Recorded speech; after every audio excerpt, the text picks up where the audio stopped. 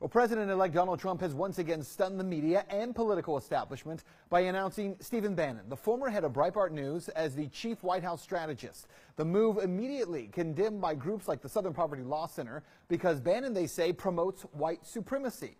So what is true about Stephen Bannon and white nationalism? Let's give it a reality check. Well, the first two appointments made by President-elect Donald Trump for his new administration are his White House Chief of Staff, Reince Priebus, and his chief White House strategist, Stephen Bannon. Now, no one seems to care about Priebus, but Bannon's appointment has created a huge outcry.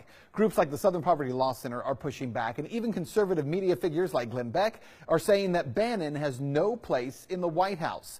SPLC President Richard Cohen says that Mr. Trump's selection of Mr. Bannon makes a mockery of his first commitment to the American people as president-elect, to bind the wounds of division.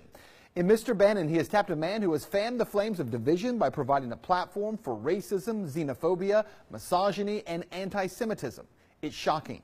Now, to be clear, despite the numerous statements, news stories, and claims that Stephen Bannon is anti-Semitic, a misogynist, racist, I've not been able to find any statements or articles from Bannon that support that. What I have found is that every reference to Bannon is less about him, more about what he's done with Breitbart News since taking it over after the death of Andrew Breitbart. Most claims about Bannon actually deal with the platform that he has constructed at Breitbart for what is known as the alt-right.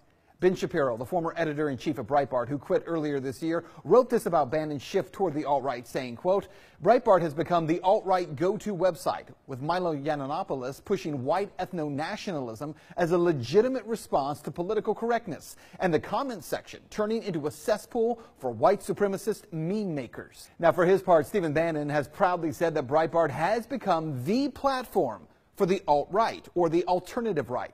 But what does that mean? The alt-right is a term that was coined by a white nationalist by the name of Richard Spencer. Spencer, who yesterday was purged from Twitter, by the way, is the founder of the Virginia-based National Policy Institute. It's a white nationalist think tank.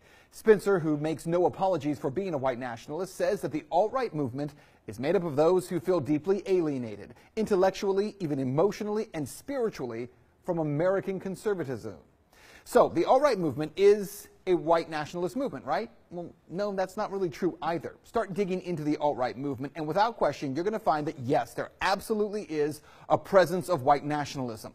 But where media is getting the story wrong is to assume that the alt-right is primarily white supremacy, because it's not. In fact, it's very difficult to figure out the alt-right, because it mostly consists of a variety of people who are, among other things, anti-globalist, nationalist, anarcho-capitalist, concerned about big banks, overregulation, white males who believe that political correctness has run amok and don't have a voice in modern American society.